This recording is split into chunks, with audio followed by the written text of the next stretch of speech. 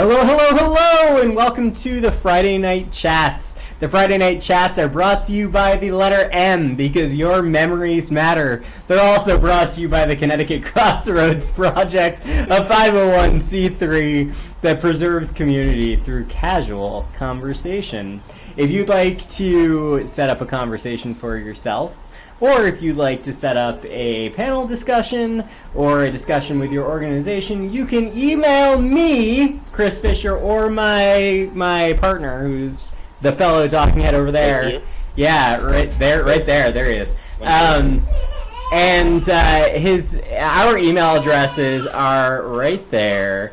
It is Chris at ctcrossroadsproject.com and Alex at ctcrossroadsproject.com. Over to you, my friends.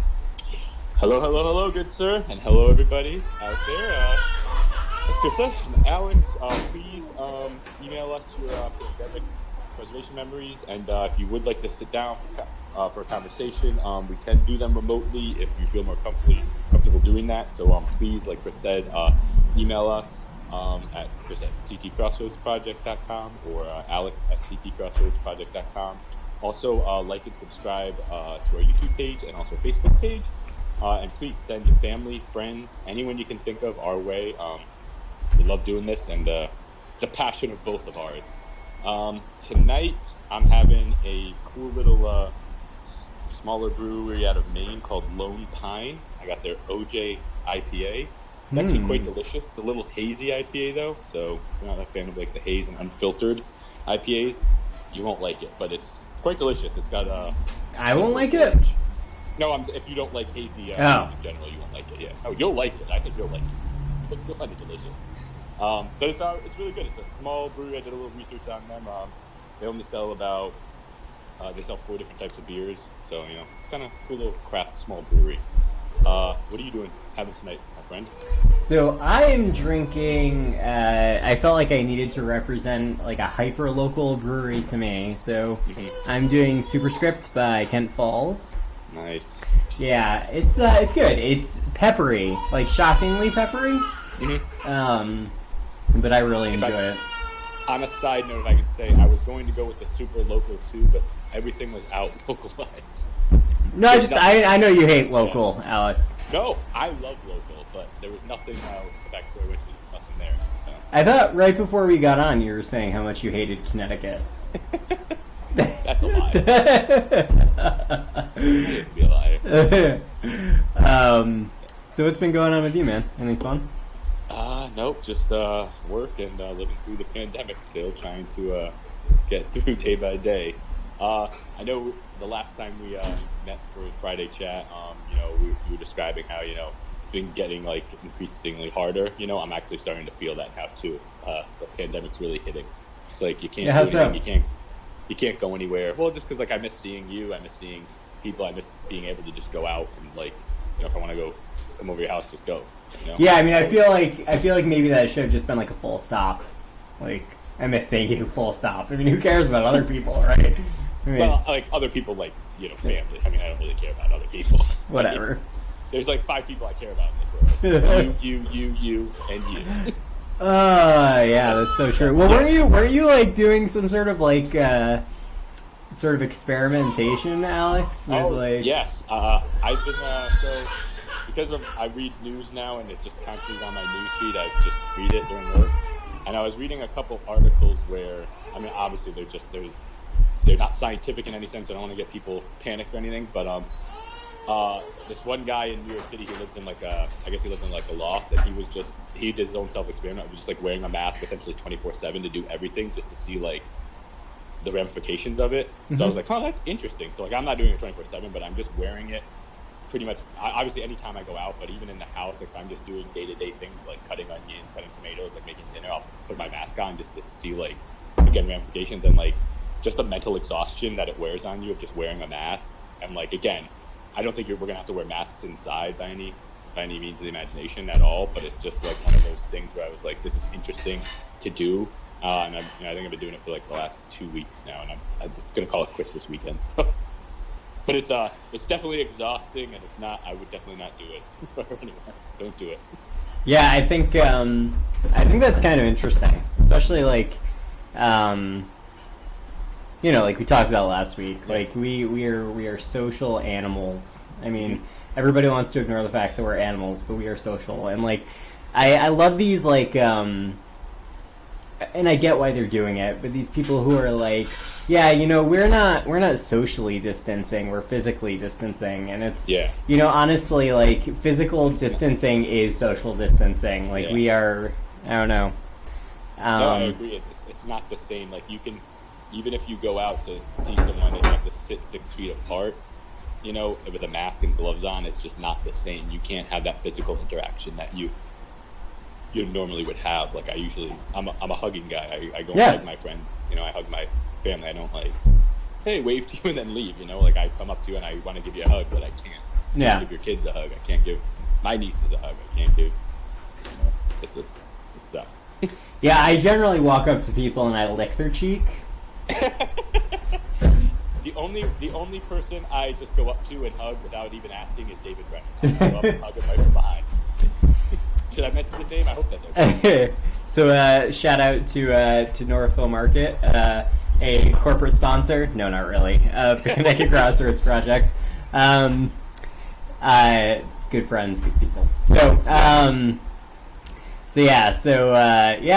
I think that's kind of cool that you've been doing that, though. I mean, it's interesting. It was definitely. Wearing a mask going out because it's like the social norm now almost. That's like one thing, but then to like keep it on when you're doing just random things around the house, like to go out to garden, water flowers and stuff, no wearing a mask.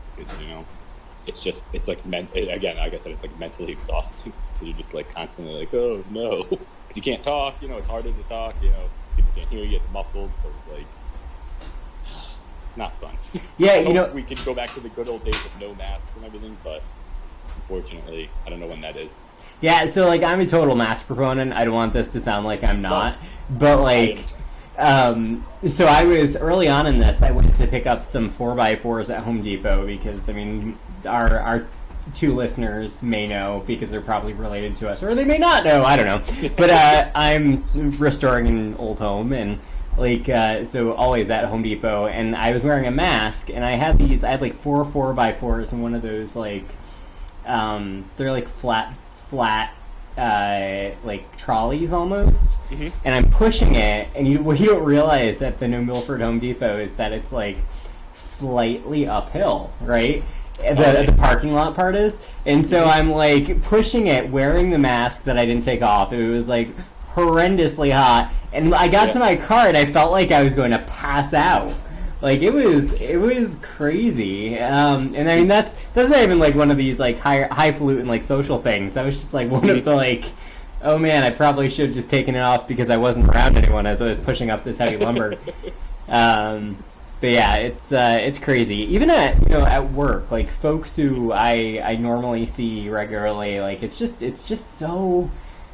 I feel like I sound like a broken record, but it's just so weird. Like it's just so strange. It's surreal, and I know people are getting more brazen now on like wanting to like meet up. Especially because I'm on commissions and boards in town, and some of them are more highfalutin, if you will, and they like want to go out and have these meetings like indoors where we usually have them, and I'm just like I can't, and I don't want to be in a small room with 6 other people, even if we're 6 feet apart. It's like a small, dusty old. It's just for me personally, I'm like, if we can do Zoom, let's just do Zoom. Oh, absolutely. or Google. It's just for me the cost benefit analysis. It doesn't outweigh. I just don't. We can get everything done on a remotely. Then let's get it done. Yeah. So. Yeah, have you seen any of those? They're like videos. I think they may even have started on TikTok, but it's just like, like a woman like coming from like that from out of nowhere, and she's like, "Just because you're sick of the pandemic doesn't mean it's over."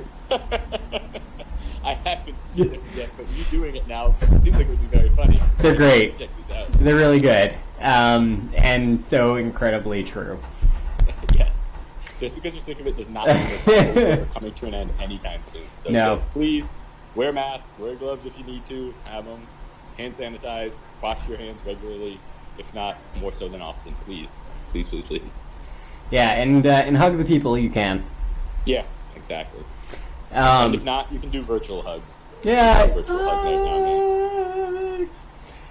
I'm looking at the lighting in this, and I have this forward-facing lamp I've been using, and it accentuates all of my strange neck things right here, and I'm really not liking it. I have a nice little dark.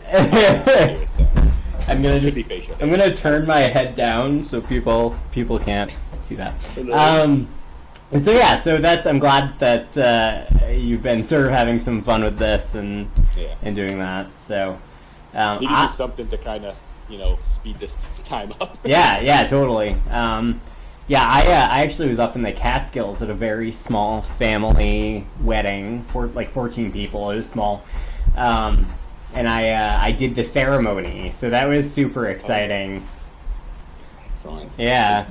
Do you think you're going to officiate more weddings now? I would love to. I mean, it was super fun. And like, what is a better way of connecting people and connecting community than doing something like that? I mean, I'm not into like the religious end of it, but it was fun to like be part of such a beautiful thing, especially when you know that the couple really cares about each other. Mm-hmm. So, well, you can marry me and Kim again if you'd like.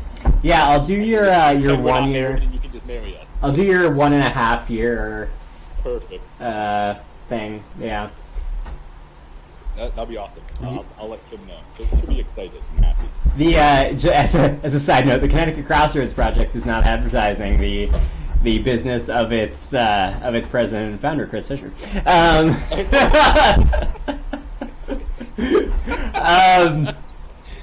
Yeah. So it's been crazy with seeing how communities have ramped up and dealt with this whole tornado / hurricane / whatever insanity. I actually don't think there were any tornadoes, but I was throwing that word around. How did you guys do? Apparently there was actually a tornado in Westport. I guess it did touch. Oh, I don't okay. know. I that's what I read on the news, but who knows? I don't really know. I actually lost power from last Tuesday at 2:10 p.m. till I guess like late Saturday night or early Sunday. So I was out for basically 5. Yeah, and I mean it was being in a pandemic is terrible, but then like not having power for that many days, it just exacerbates everything because we had to throw out all of our food. Everything in the freezer, everything in the refrigerator. Obviously, we had to throw everything out. We're eating takeout, so like because that's the only thing you can do. Because you don't have a refrigerator to keep things cold or keep things fresh. So we had to order takeout. We had to be conscious and mindful of that, doing curbside and at places that are practicing safe social distancing within their restaurants as well. Can I ask where you got your takeout from that you've been digging? Maybe a little plug for them. Yeah, the barn was really good in Morris. We went there a couple times. Oh, that's right at that intersection, right? Yep. By the Yep. And then we went to At the Corner one time as well, just because we wanted something different. But like, it was good. Okay. It was okay. Yeah. But yeah, the barn was really good. And then we had some food here, obviously, that we could eat, stuff like shelf stable, but again, you couldn't cook pasta, so it doesn't matter. But like tuna and stuff that you could make. So it was like. Again, it was really, really terrible. And I mean, there was people up in the center of town that just got power back Wednesday. Wow! So they were out for a week and a day, and like they center of town of Litchfield's like 10 minutes from me. Yeah.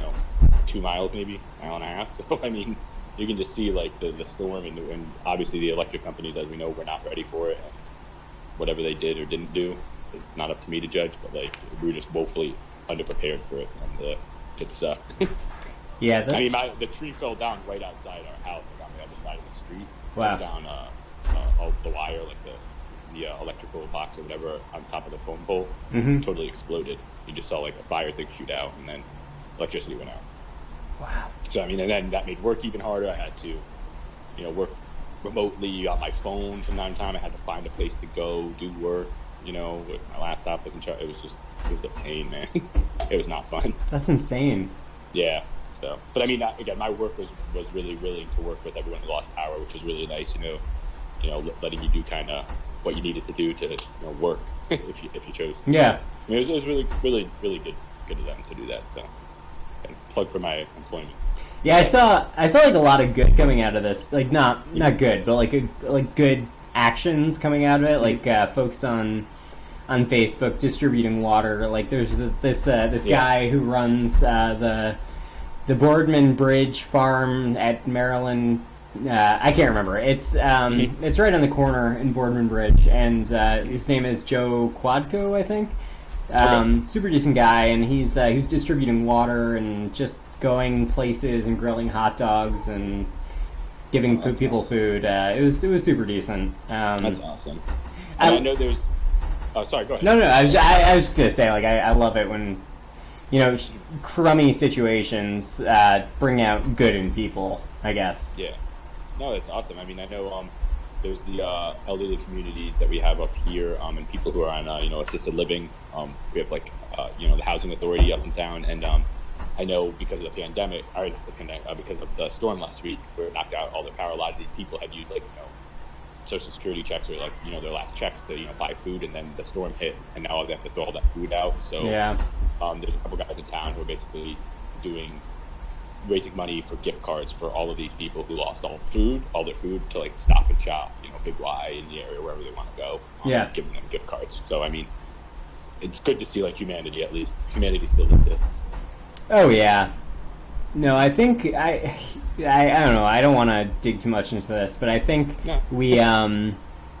I think social media has made us think that people are a lot crummier than they actually are, and I think there are while a lot of really decent people say really horrible things on social media, I think there's still a majority decent. So, yeah, that's the lesson of Connecticut Crossroads Friday Night Chats tonight. Most people are good. Most are good at their core. Maybe. So tonight, Alex, we were talking about brew culture and specifically microbreweries in Connecticut and the communities that surround them. And I think it's sort of an interesting conversation. I mean, so let's just sort of dive. Oh, actually, you know what? No, let's not dive into that yet. So before we start that, we actually have a memory we wanted to share. Oh, that's true. So we're going to be sharing one of our pandemic memories tonight. This is from... Who's it from, Alex? My wife, Kim Larson. So I'm going to read it because she didn't have a recorder at the time. She couldn't record it, so she wrote it in. Do you want me to start and go? Is that cool? Yeah, just dive right in. So she sent this to both of us back in May. I want to say maybe it was early June, I believe. It was around that time. But my two favorite people, I wrote a little something. For some reason, recording is too large to send, so I summarized it. Living during the pandemic has been challenging, but has also given me the opportunity to stop and slow down. I never realized how much social interaction I have on a daily basis until this pandemic hit. Believe it or not, I'm an introvert, but I am used to traveling for work and being out on the road at least 4 days a week. Working from home definitely is not easy and requires constant self-discipline and motivation, but I am grateful to be able to work during this time. I've been home with my husband, dog, and family members since the virus hit headlines. It is an unprecedented situation and has left me feeling anxious and overwhelmed at times, but spending extra time with my husband has been wonderful. It has also given me the opportunity to support more local farms and small independent shops. Aww. The severity of this whole situation left a lot of people scrambling, but it also brought people together. I do not know when this pandemic will end, but I think it is important to listen to guidelines given and to honor those who have been on the front line during all of this. Kim Larson. So, I think my fourth or fifth time reading that, but it hits me every time. I think it's awesome, and I think it brings up some key points right there. Again, goodness out of a bad situation. And before, I probably shouldn't have to say this, but I'm going to say it anyway. I'm not minimizing the fact that this comes from a place of privilege in a lot of ways, right? Trying to find the goodness in these situations is because, you, me, Kim, we're privileged in one way or another. But the ability that we can, go to the farm stands and support farms that have largely been struggling for the past 100 years.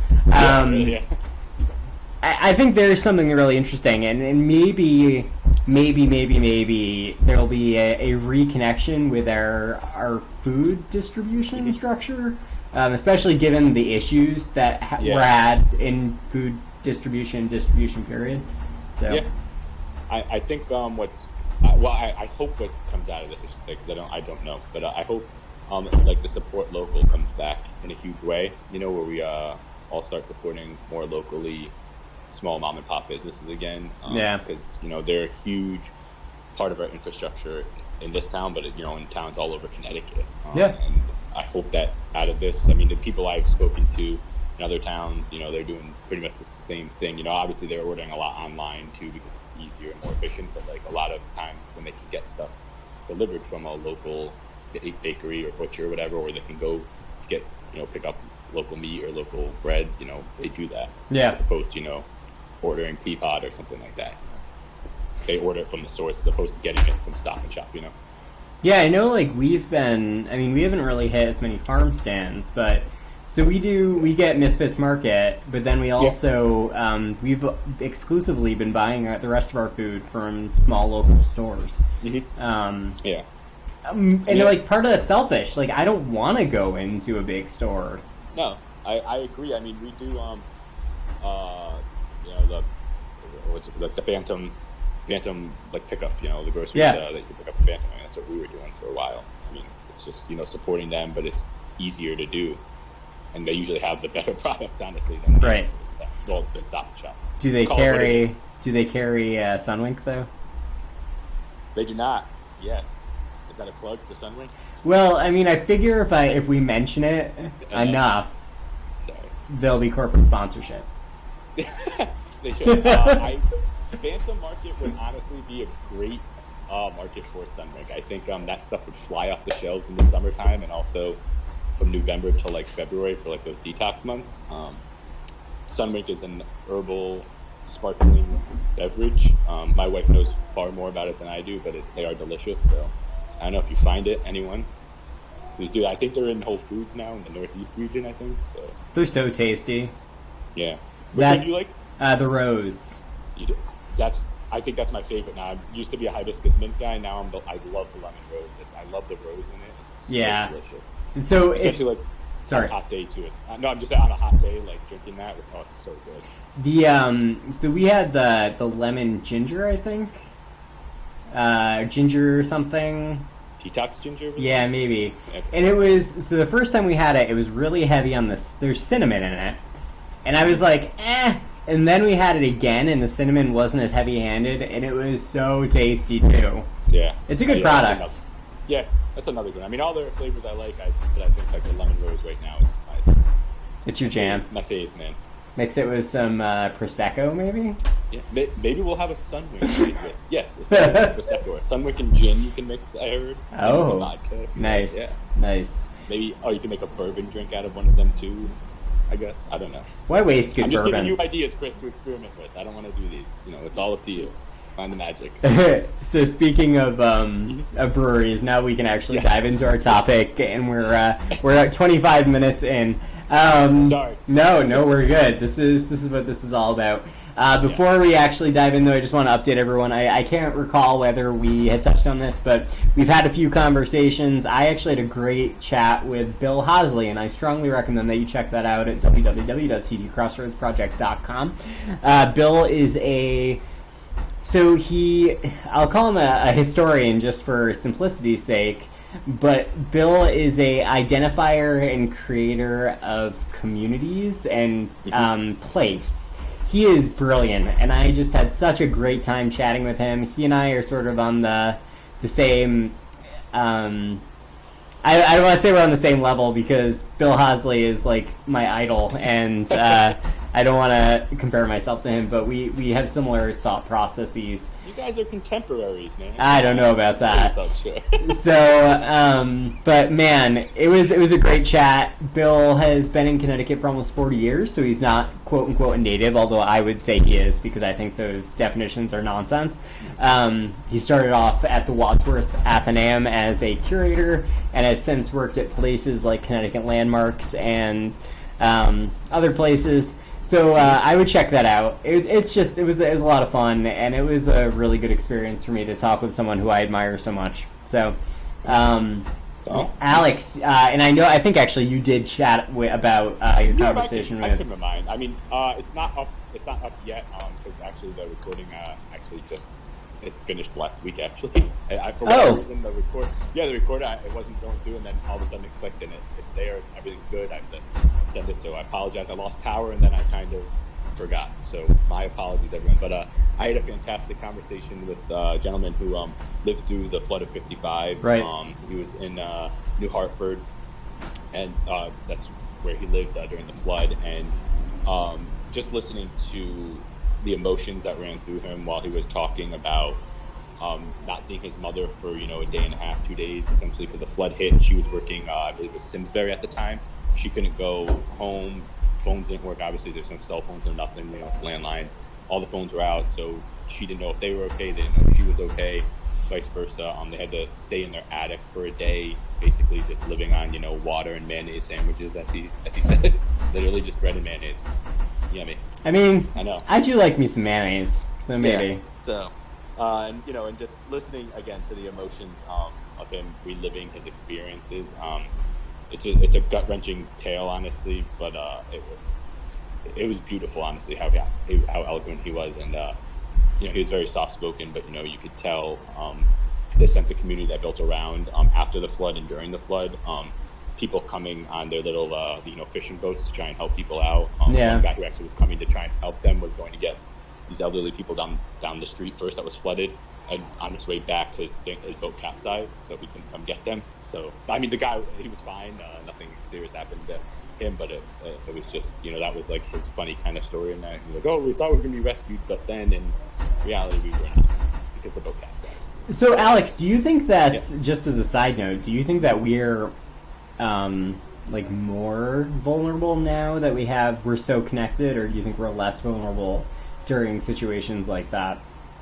It's a good question. I'm filled with good questions. I can't answer them, but I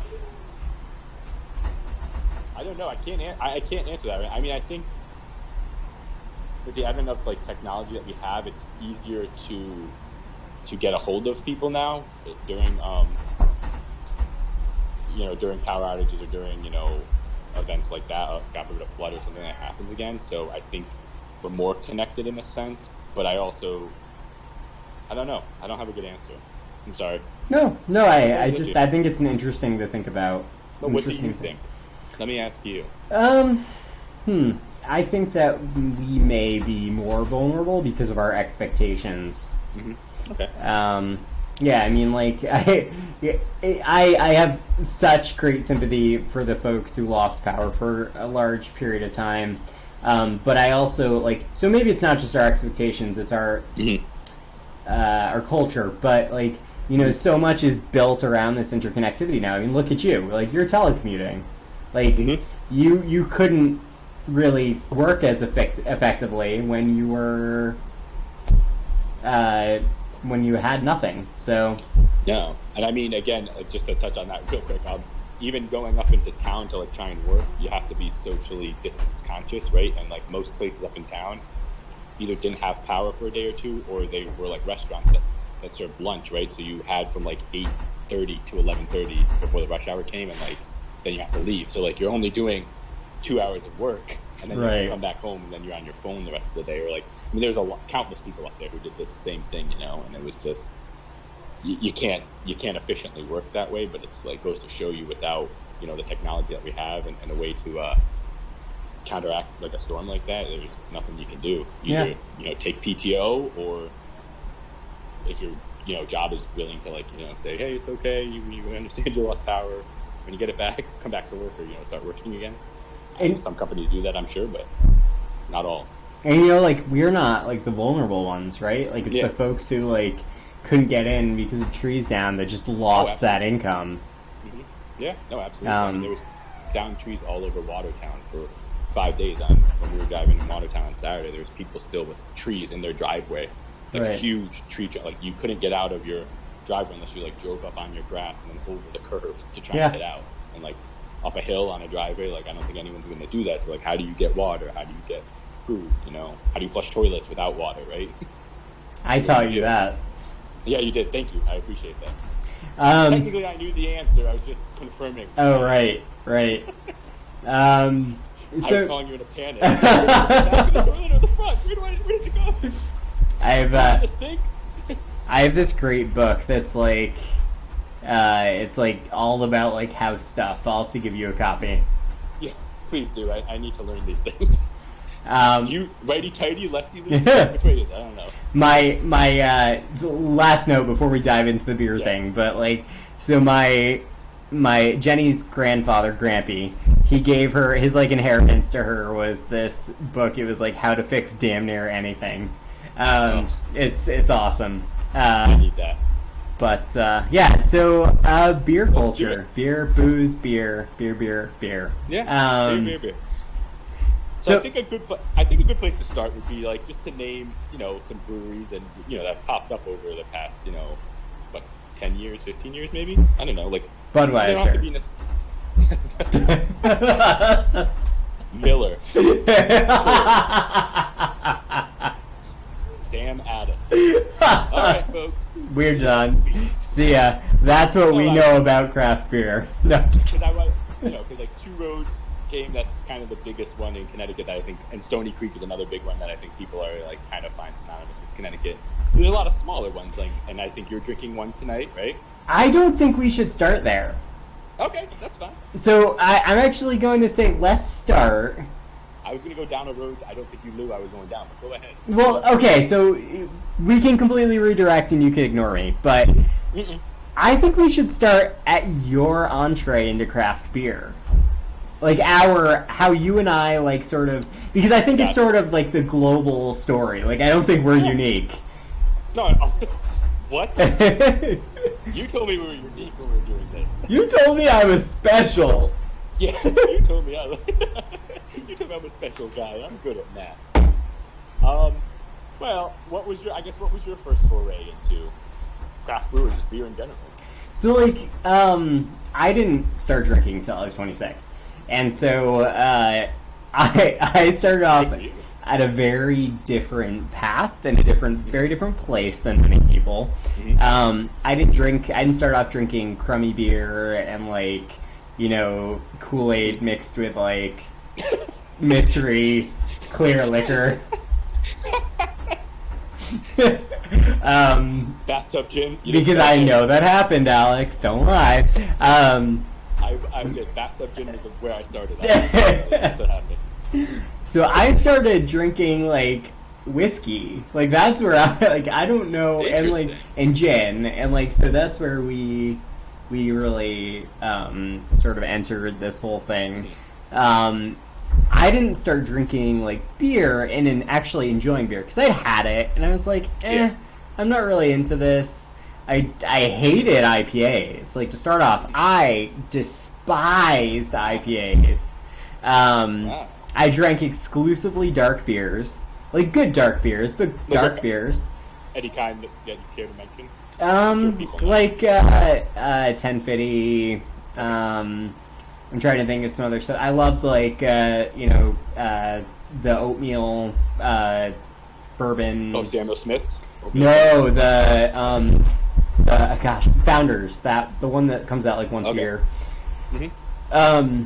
So then I became the buyer of a beer at a small chain of markets, and I started feeling like I needed to try new and different beers, and moved into sours from dark beer. Okay. Oh wow, that's interesting. Yeah. I went like such a weird way. That's just it. Well, yeah, I don't want to spend too much time, but that's very interesting from like a dark beer, which is kind of malty in the sense, and it's, and then to a sour, which is much lighter. It's very interesting how you went there. You didn't go to like kind of like the tiers down. You just went from like one spectrum all the way to the opposite. Well, I do need to say that like my crushable pounding beer that I really loved was at this point in time was Newcastle. So there was sort of that like intermediate like, but so you went to the middle. You went to the middle somewhere. Yeah. So then like there was a situation where like I couldn't drink dark beers anymore. Like I just it wasn't my thing. So I don't know, and I just started like getting hoppier and hoppier and looking for as like so it's this progression, right? Because much like what happened with IPAs, which got hoppier and hoppier just for hoppiness sake, sours, craft sours, got more sour and more sour just for sourness sake, and the pucker like overrode the enjoyment of it. It wasn't really necessarily about having a good balanced beer. So, I don't know, and I just slowly liked IPAs more and got more and more into the craft scene, because at that point in time, when I was drinking sours, I was still like looking, it was mostly European beers, because there wasn't a lot of local sours. And these were like a lot of like macro big sours, like, you know, I was drinking Rodenbach and like, there's some other like smaller sort of really boutique-y stuff too that I was getting from this one distributor we had at the store. And then I discovered, and what really was my entree into local beers, and I like, part of me feels embarrassed and part of me feels like I shouldn't be embarrassed, was Two Roads. So Two Roads came onto the scene right as I was starting at this job, and they blew up. And I know it's because they came in to craft brewing with money. Like it was, you know, you need money to start off in the brewery scene, especially now when everything is so saturated. And so, like, I started with saisons, not with their workman's comp, not with IPAs. But I think the thing is, if you're going to enjoy modern craft beers, you need to enjoy IPAs. And, like, I'm not saying that because I think that's a good thing necessarily, but I also think there are a lot of really quality, balanced IPAs out there. And since then, like, I think Stony Creek has been really good, because I think they're I don't want to say like they're better than Two Roads, because I don't think they are, but I think that like they're I don't know. So they're good, and then like you know, you move from that, and I got to like smaller, more boutique-y stuff. My brother and I took a trip up to Vermont. We got some stuff, and that was sort of a turning point too. So I don't know. What was your journey, Alex? So I, like you, I was never really into, you know, refreshable beers, you know, the ones you think of, like, you know, I mean, I went to college and I dormed there, so I had the typical college life, if you will. Natty Light. Like, I was never into, you know, the 30-pack lifestyle. That beer to me, it's not beer in a sense. It doesn't, there's no taste. It's just bland. And if I'm gonna drink beer, I want like good tasting beer or something. Like if I drink anything really like soda or something, like if I'm gonna cheat and drink soda, I'm gonna drink like a really good craft soda as opposed to like Coca-Cola. You know, no offense, Coca-Cola, please, you're not slandering. It's okay, they're not listening. Are you sure? But I started on it. My first like beer that I was like really hooked on was Heineken, actually. You know, when Heineken, it was kind of when Heineken, I think, had kind of a resurgence, because they were big sponsors of, you know, Champions League soccer and different soccer games I watched, and I used to have Heineken watching soccer, and like that was my first foray into like quote unquote good beer, right? I mean, now when you think about it, I've had Heineken in like probably, I don't know, 10 years, 12 years. So we talk about these like strange coincidences, Alex. Heineken and Newcastle are owned by the same company. Yeah. So there you go. I'm aware. And then Heineken, and I don't know if you've heard of it, Hoegaarden. Oh yeah. Oh yeah, sure, yeah. Actually, have you heard of it? Yeah. That was my next story, like my next kind of dip into like a different style beer, with the cloudy kind of hazy beer. And my first time I went over to Europe, we actually stayed in. Me and my two brothers stayed in Amsterdam, and we went to the Heineken factory, but you know, a couple of the local pubs, and we had like Hoegaarden that was like fresh on tap, like it was just made that day. You know, they just kegged, and you know the difference was like night and day from, you know, the bottles you get here. But like I was kind of hooked on Hoegaarden for a while. My journey to the IPAs, or just local beer in general. It doesn't have to be IPAs, but that's my first journey into IPAs was local beer through, like you said, Two Roads actually.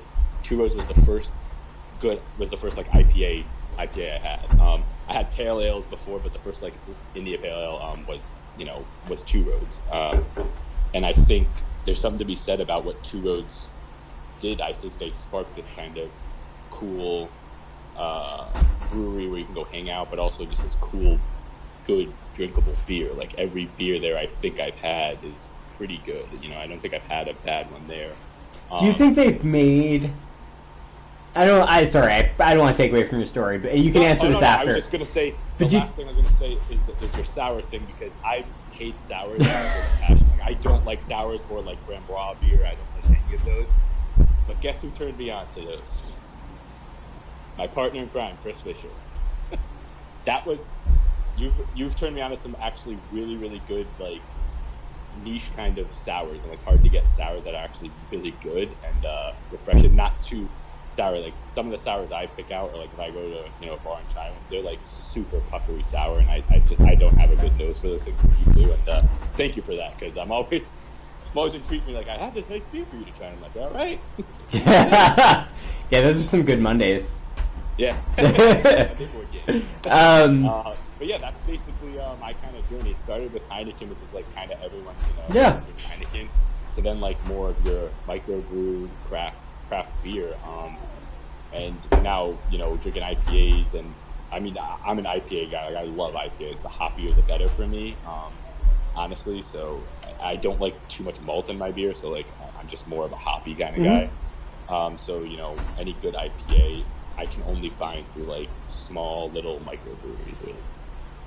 And even Two Roads now, with how big they are, they're still smaller in my eyes. They still do a really good IPA. Yeah, I mean, like what I was going to ask is, do you think that Two Roads has made Connecticut beer cool? Absolutely. I definitely think so. I mean, when people... Yeah, I do. I will say. I mean, I can tell a little story if you'd like. Yeah, go for it. Yeah.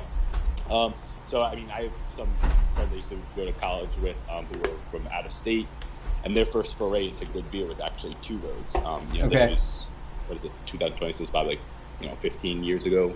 But they would actually come over, come down from like, upstate New York or Massachusetts to come down, buy beer at Two Roads, at the actual Two Roads facility, to go back home, because that's how good Two Roads was. Like, really? That was their kind of first jump foray into like good microbrew beer. And there's some good breweries outside of Connecticut, but like, that was their first like kind of taste of good beer. So, you can see Two Roads had an effect that kind of made Connecticut this cool little like beer haven, if you will. And then, so they create like this. I think they help to build momentum. I think that's maybe the best way to put it. Yeah. Then everybody poops on them because they're like not cool anymore. Please. But okay, so I want to actually step back a little bit though, because I think what's interesting about this, like in regards to the Connecticut Crossroads Project and community, is that so they create community to make themselves cool. Like, so it's these breweries build up like their own little like groupies and these people who follow them, like and their whole mystique and this whole culture. Like, and that's what I think is so fascinating about it. And that's actually why I think we both wanted to talk about it, because it's there. And then like, so, but there's like total like in groups and out groups, right? Because you're up in Vermont, and they're like, oh, have you been to Alchemist? Yeah, absolutely, I've been to Alchemist. But have you been to Lost Nation? No. Oh. And it's just like, it's so interesting from like mores and culture sort of standpoint. But before we dive into that, I want you to go back to what you were originally talking about when we first started talking about this, before I so rudely interrupted you. I now forgot, but we can go back to me again. I was talking about the different breweries. Oh, I was going to talk about kind of not the coolness factor, but brewery culture with these kind of breweries that set the tone and set the precedent for Connecticut. Two Roads, Stony Creek are the two big ones, the two big ones, and they kind of have their own following and their own kind of coolness effect to them. I mean, if you go to Two Roads Brewery, there's food trucks out there. You can play games down there. It's kind of like an interactive feel in the brewery. Same thing with Stony Creek. I don't know if you've ever been up there, but it's on the coastline. You play bean toss or whatever that game's called. It's called cornhole. Come on. Cornhole. Sorry. Right by the shore. Again, they have like this cool interactive brewery, and you can follow them online, and they go to all like the best festivals and all that stuff. So you can see like there's this whole kind of beer community rising, where it's like Stony Creek versus Two Roads. Like you have like your Stony Creek people at certain fairs, and like your Two Roads people at certain fairs, and it's this kind of groupies. Actually, they're like Two Roads groupies and Stony Creek groupies. So these little communities within a beer community. It's actually really, really fascinating to see. And a lot of these people are like stalwarts in the beer game too. They're like the snobby, like how you have like snobby wine people, they're like the snobby beer people, but they're set in their way, and they're like, no, Two Roads is the best. No, Stony Creek is the best. Those are called beer bros. Yeah.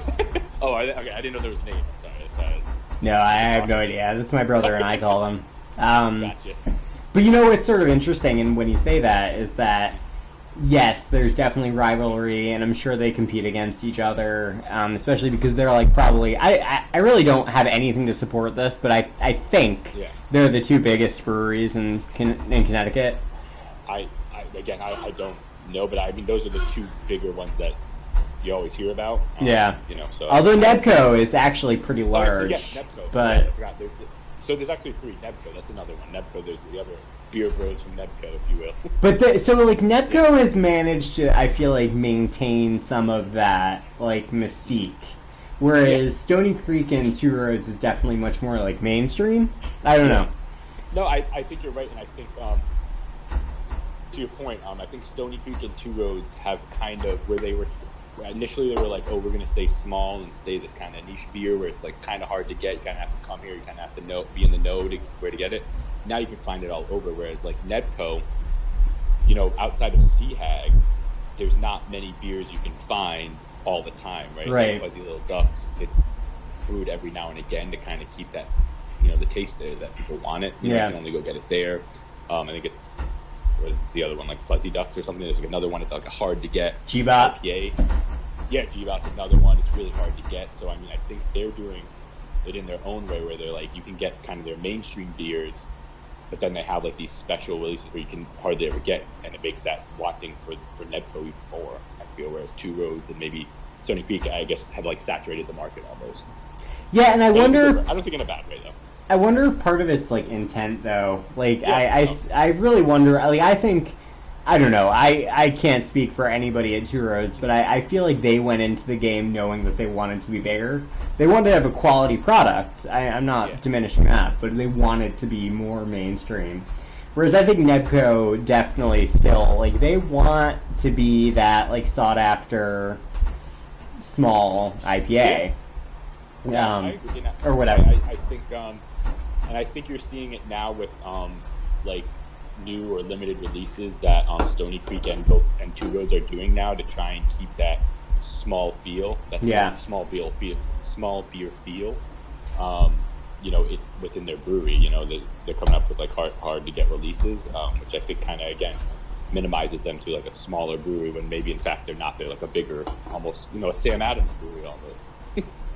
Yeah, and what I was going to say before I got off track is that, there's definitely this rivalry, right? Mm-hmm. Like, and of course you want like a healthy rivalry, but I had a really good conversation with Dave Littlefield once, who's owner of Housatonic Brewing in New Milford, and he was telling me that like, because we had another brewery open up in New Milford that's actually since closed. And he was telling me that that's the best thing in the world, is to have another brewery, to have more breweries, because you create a destination. Ah, okay. Yeah. So you create, it's not necessarily about these isolated little communities that actually very much exist, and like you have the people who go to Housatonic every Friday night, and they cultivate that by having the mug club and whatever. Mm-hmm. You want to have a town or a grouping of these like micro communities, to cultivate each other and to grow each other, and I think that's sort of cool and interesting. Yeah, I think having. I don't think having a brewery in your town is actually a bad thing. I think it's a good thing. Oh, I think it's That's what awesome. I'm trying to say. I think it's it brings new people in, and people from vast areas that would normally come because there's a brewery there. I mean, again, to pick on your beer that you're drinking, Kent Falls. I mean, it's a small brewery, but 9 times out of 10 when you drive out, it's packed. Obviously, this is pre-COVID times, Right. But it's so hard to get in there because it's small, but everyone wants to go there, and there's people from New York, Massachusetts coming to Kent Falls, Right. and it creates this own little micro community within Kent, and then that's good for the business around Kent because you can go to eat food around Kent, probably spend some more money doing whatever around there, and it all trickles down. Yeah. No, I agree. I think it's. I'm sure the same thing happens with Housatonic too. I'm sure people from out of state or out of town come, and then they probably go buy groceries somewhere, or go buy food, or eat up in town somewhere. That's kind of like why I think there's a big resurgence and a big surge of breweries opening up in the past 2 to 3 years, everywhere, really. Yeah. Oh, absolutely. And I think the last I saw, I think there's something like 99 microbreweries in Connecticut now, and they're opening more up. Like it's going to be passing 200 in the next 2 years, I think, or something like that. Yeah, and while we're like it's sort of a midpoint, I would strongly suggest that everyone check out the Beer Snobs book. He has it's actually Alex. I think I still have your copy. He's You're keeping it fresh for me. I am. Yeah, he's a knowledgeable guy who lives in Torrington, I think, and he's written about beer in Connecticut. So check that out. He was amazing. He's awesome. Yeah. We should have had him on. Maybe we'll have an addendum episode. Yeah, we could do like Beer Night Part 2 with the Beer Snob. Well, I mean, honestly, Alex, every night is beer night, so. True. That's okay. So, yeah. So, okay, so small communities benefit each other, all that stuff. It's awesome. Yeah, so I mean, where do you see this going? Like, where do you see the culture developing? I don't know. What do you think? What are your thoughts? I mean, I think you're going to see, like I alluded to just, 30 seconds ago, maybe a minute ago. Oh, I'm sorry. I think... No. I was finished with my train of thought. We went out to the Beer Snob. I think more breweries are going to open up, like the Kent Falls, where there's small local breweries using local ingredients for the most part, like in towns like Litchfield, Harwinton, Burlington, especially in the northwest corner, but even Enfield, up to the northeast corner of Connecticut as well. And I think that's going to drive you in these more kind of micro communities of beer enthusiasts and beer bros, if you will. And I don't see that stopping, honestly. I think there's just going to be so many places to get good beer, or what you think is good beer. Because again, I think good beer might be subjective too, in a way. Everyone's taste is different. So, but I think there's going to be a ton of breweries opening up. Again, because of COVID, I think it's going to be now slower. But I think there's going to be a lot of small town breweries opening up in towns, and you're going to have people maybe even moving into those communities because there's a brewery there. Yeah, and I can tell you, there's people I know who moved to Hamden because what's that? What's the brewery there? Is it Headway? Oh, Counterweight. Yeah, Counterweight. Sorry, Headway. Yeah, Headway IPA. Counterweight. Yeah. So I mean, people live there because of Counterweight. I mean, again, not just because, but it's an added benefit for there. They could have lived in Cheshire or something. But yeah. They chose Hamden. So I think that's what you're going to have. And I think like you open up to like sort of more niche things too, right? Mm-hmm. So I'm thinking specifically like OEC in Oxford, who they have a whole farm that brews traditional sours, and it's pretty interesting what they do there. So they have their own following, and they have their own culture, and they have their own people who go to them. I mean, my brother was like one of those followers of OEC for a long time, and they work. Again, it works really well because they have Black Hog as like a partner. Yeah. I mean, it's not a partner, but they're like partners in crime, if you will. Yeah, Black Hog's like another one though. It's like a small town. Yeah. Small town brewery, and that has a huge following now too. So. And I think so. Like we could talk about this for a while too. Like so. Recently, Houstonic Brewing, and this isn't like throwing shade at them at all. They made the announcement that they weren't allowing children into their breweries. And I think what's really interesting about brew culture, and it sort of it's counterintuitive, is that it's very family friendly. Yeah. And so I think, I don't know, like, what do you think, Alex? Like, I don't know, like, what do you think about that? The family friendly nature of brew culture and breweries and even wineries, honestly, they're the same way. I mean, wineries are the same. I was just gonna say that, but yeah, wineries are like the same thing. It's like a family-friendly environment. You go there on a Saturday, bring your kids, bring food, and mom and dad have a glass of wine or whatever. I think for the breweries, it's hard for me to answer because I don't have kids. So I've never bring my kid to a brewery personally, but I don't know if I had a kid, would I? Possibly, if I wanted to, go to a brewery. But I think the absence of kids makes that brewery or that time better because you don't have, screaming kids running around. You can't enjoy things as much, I suppose.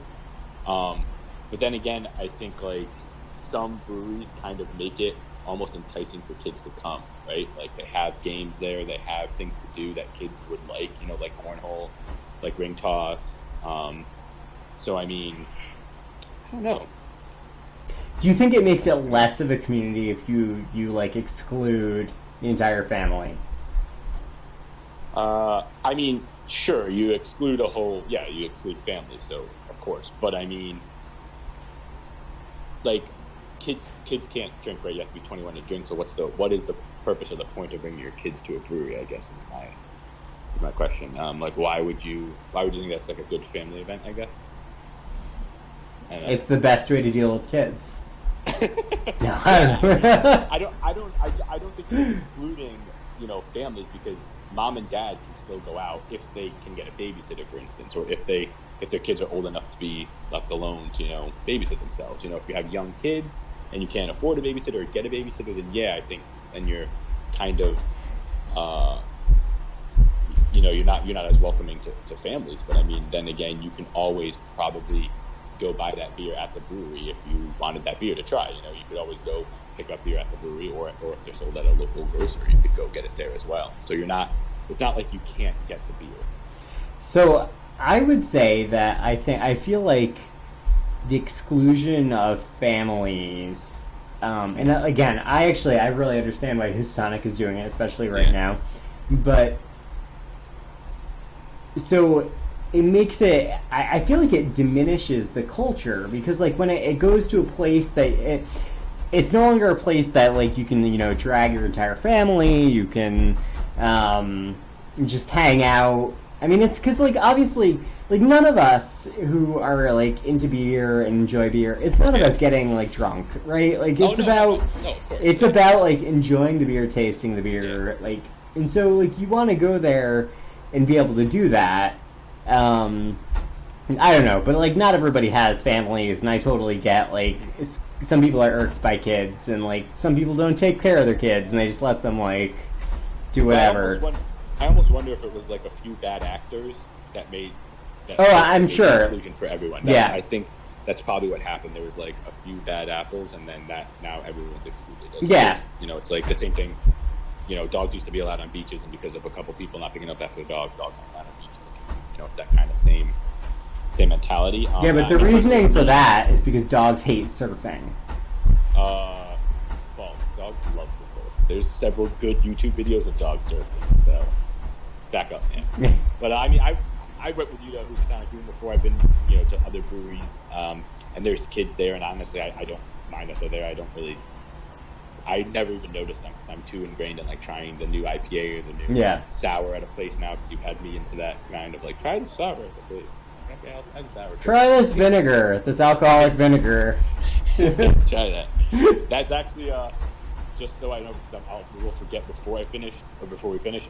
You should try Legitimate Brewing up in New Hartford. They have a really good sour. Do they? I think it was a year and a half ago now when my brother was up, or maybe 2 years ago.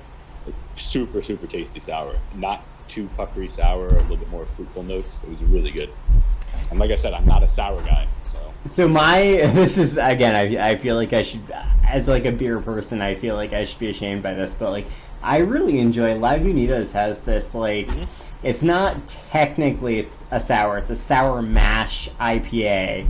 Yeah. And it is so good. Like, it tastes like it has grapefruit in it, and it is just ugh. Let me tell you, Lagunitas, they make some really tasty beers. Yeah. I love Lagunitas. I mean, I know it's not Connecticut centric, but they are a very, very good brewery. Man.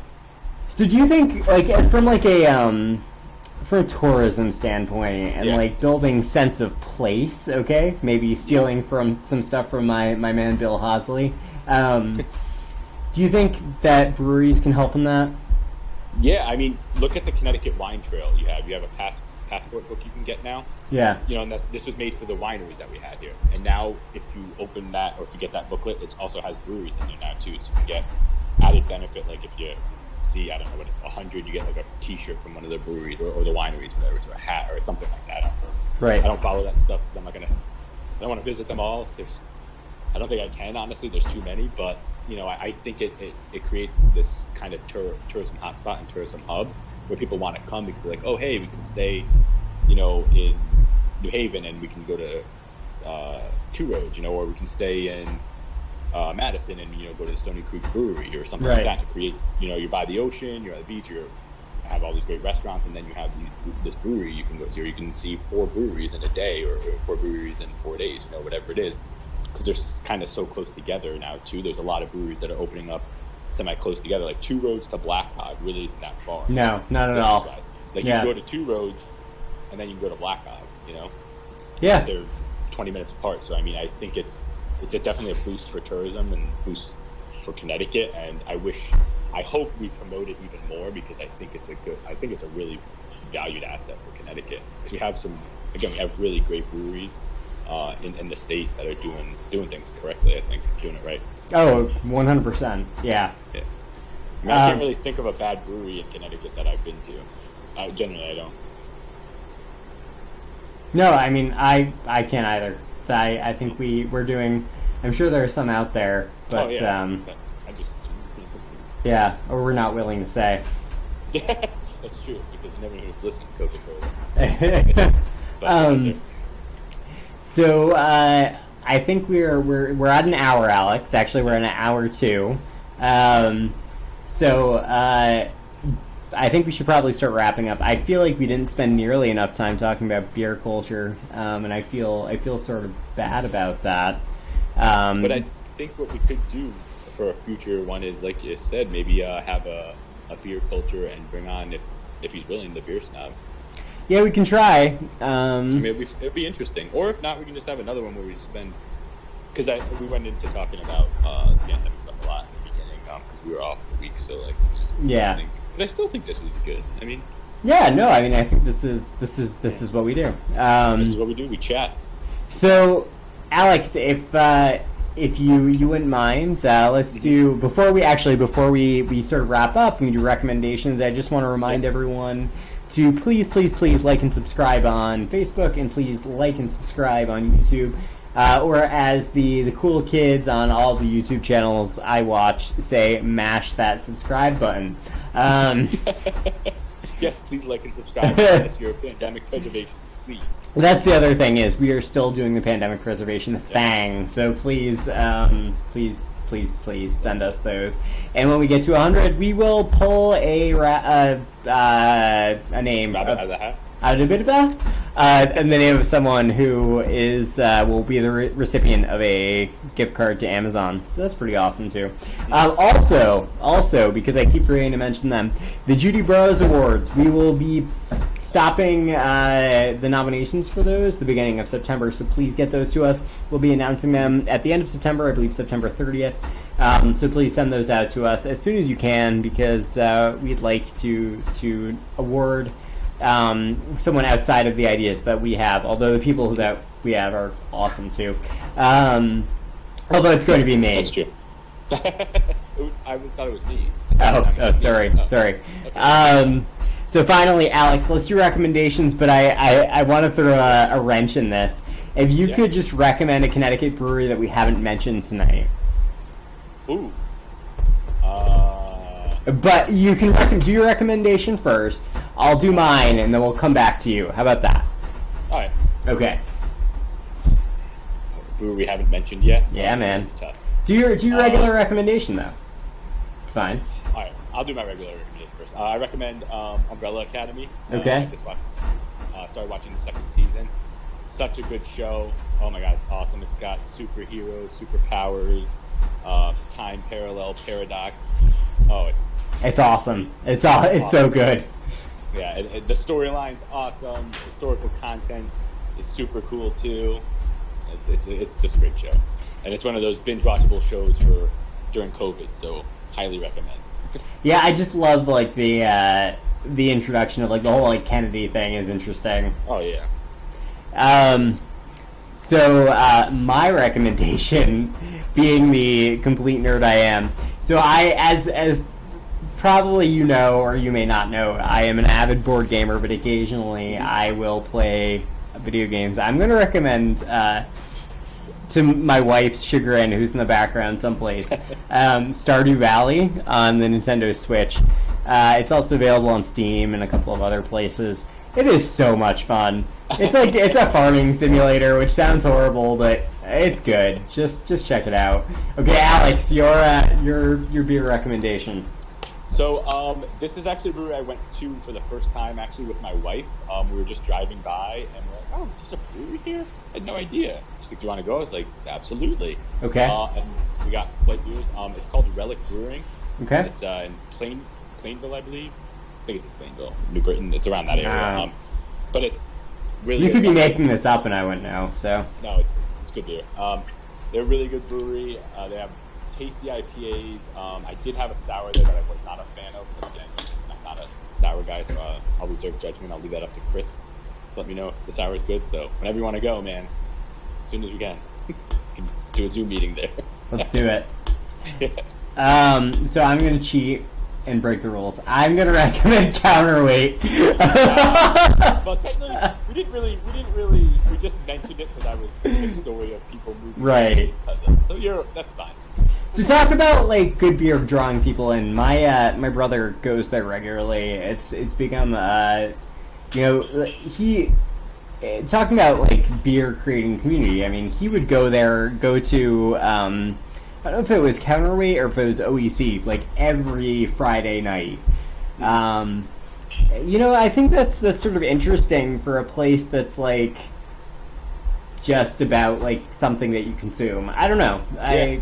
And like we didn't dig nearly enough into that, and I'd really like to talk more about the history of microbreweries in the area, which I have a little bit of knowledge on. So maybe we do another show or something. Yeah, I definitely do, because I think what you just said is an interesting point of you have people who essentially or that breweries are thriving on are like the regular people who go there every Friday or every Saturday, because it's that place to kind of hang out. They bring a book, they read, they have like the new beer on tap, they right. have the new flight. And I mean, again, if there was one close enough to me where I didn't have to drive far, like that far, I would definitely probably go a bit more. Like, I mean, Kent Falls is actually pretty close to me, but like I said, with COVID now, you can't really go there. But also, it's always usually very packed. And their hours are like that's the other thing. A lot of these places, their hours, especially the farmhouse ones, their hours are interesting. So, okay, friends and family and etc. I think that's it. And Alex, thank you for joining me tonight. Thank you for having me again. Thank you. Yeah. I feel like I feel like I should do like the ear thing. I don't know if you know about that, but Carol Burnett used to like tug on her ear at the end of her show to like it was something about like saying hi to her family or something. Gotcha. Because our families are the only ones who are... No, I'm just kidding.